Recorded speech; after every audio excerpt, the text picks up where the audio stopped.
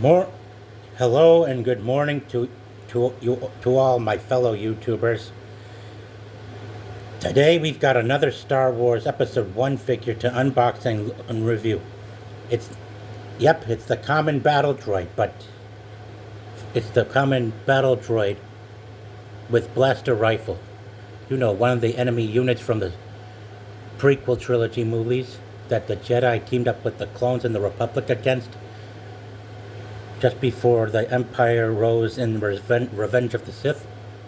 Yeah. Now, as you can see here, this battle droid is different.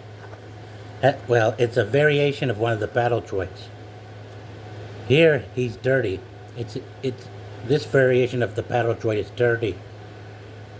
As you can see from how dark, from the shadings and the dark spots here with the character and all. Yeah, dirty. And battle damage as well. It's a variation to one of the battle droid figures from the Star Wars Episode 1 movie. Heck, there are different variations and color schemes of battle droids featured within the prequel trilogy. Heck, even some from Mandalorian, if you've seen the television series.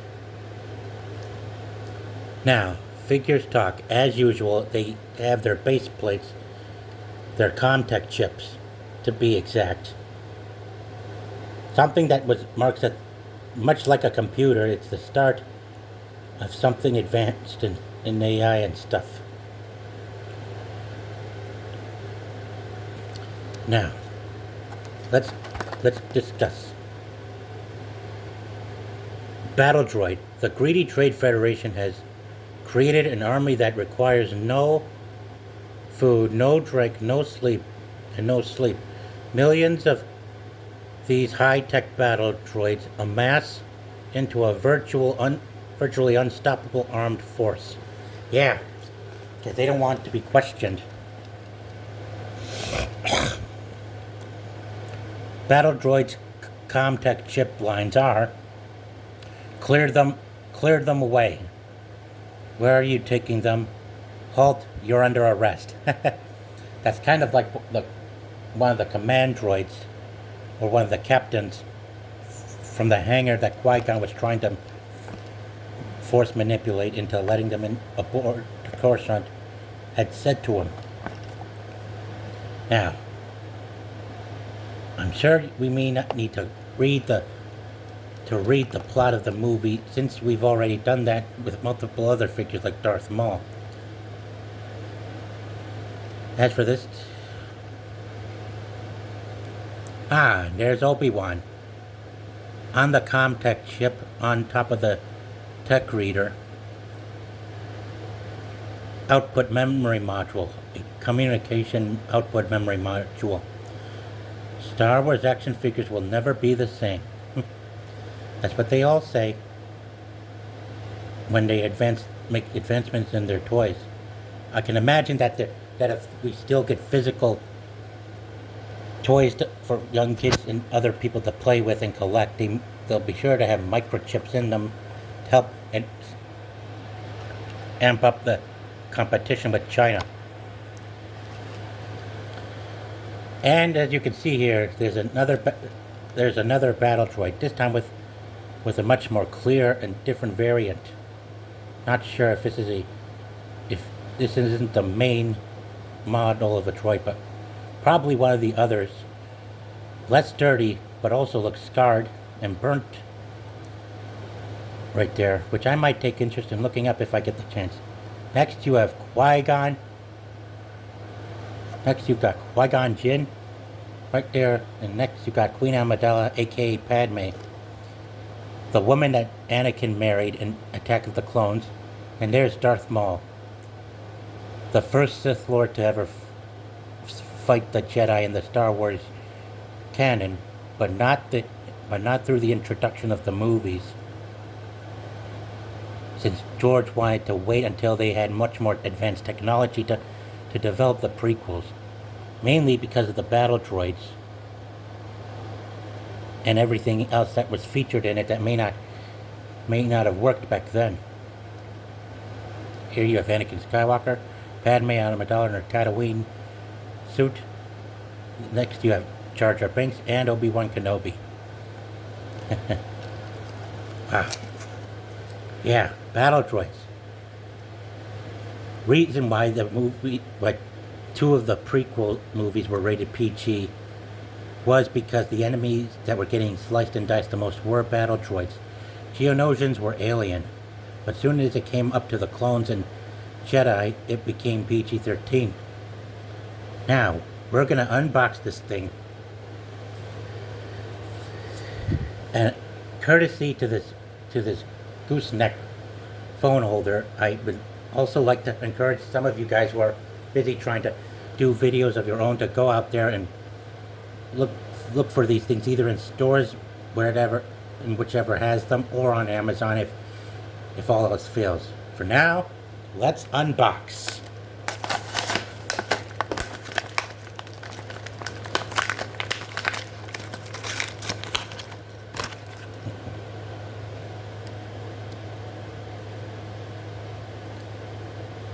Right here you have the droid.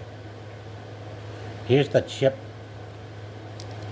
Here's the contact chip. And comes the Battle Droid.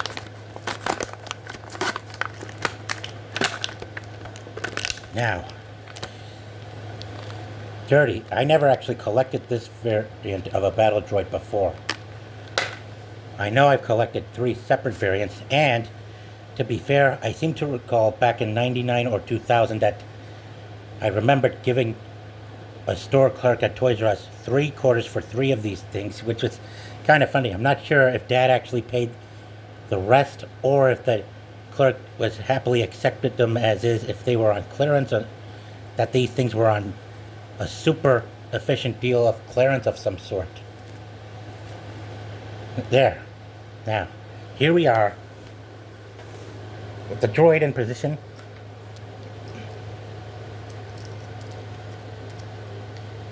Sorry, can't keep it always straight up in angles, but hey. Oh, hold on.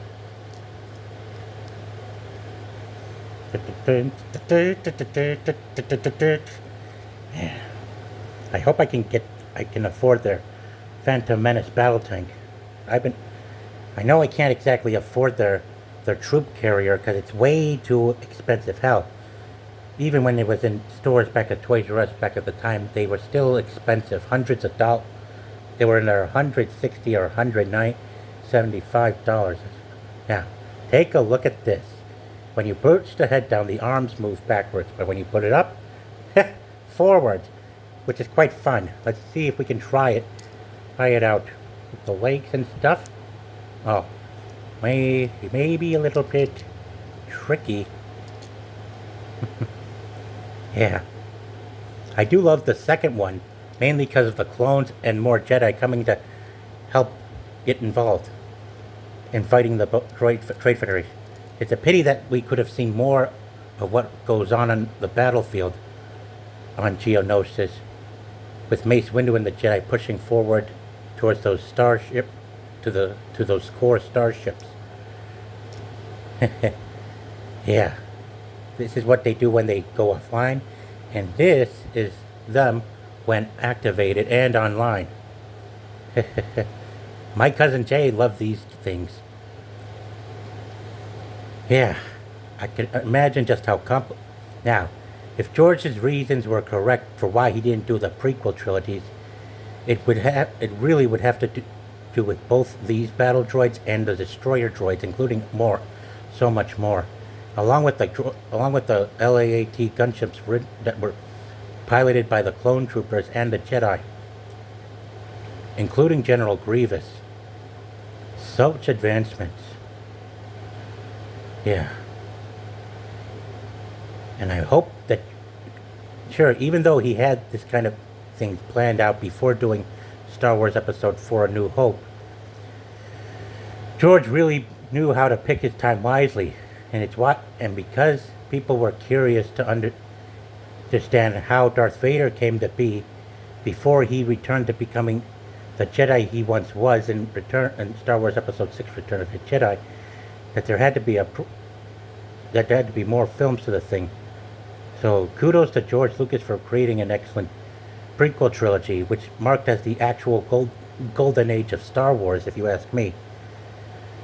The first three films were just the beginning of the age era of Star Wars. Yeah, all six of the original films produced by George were done with more independence. However, much like big studios like Warner Brothers and Disney, they don't always include the best and super popular high-tech action in them. So some of the scenes had to have been edited out too.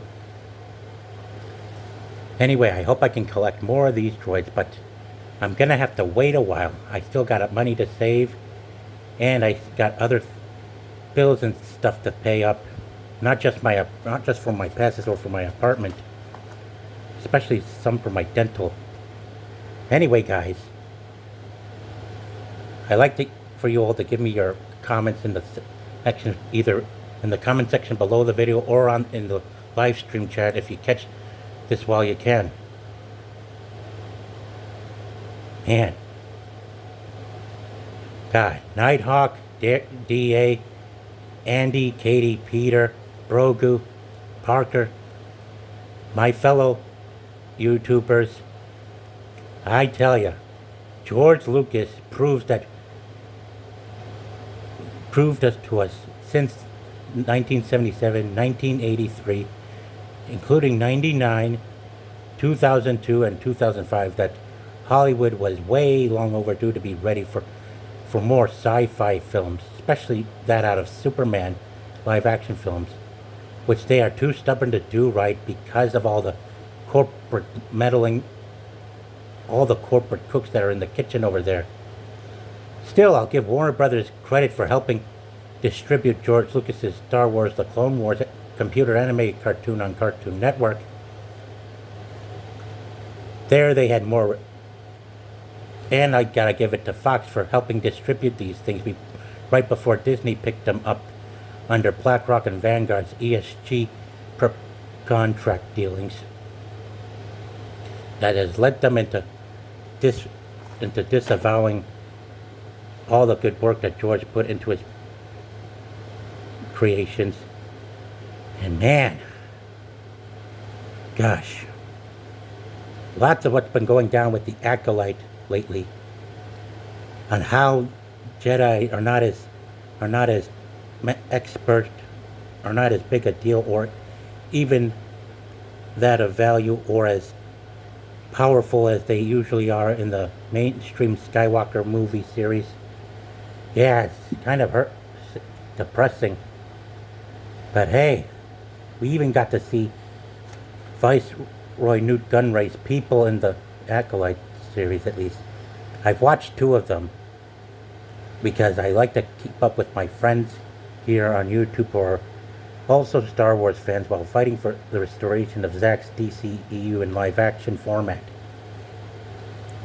I do, however, want Zack to do a live-action Superman movie with Brainiac as the main villain in it and not get held back or screwed over by the executives in any shape or form. If we do make it through 2030 in one piece without facing any potential nuclear Armageddon or something, because that's still on my mind. Now, much like most battle droids, I'm going to take my time and show you a specific difference here. Because not all battle droids have these. Not all battle droids are manufactured with the same parts as the exact same parts. I like to.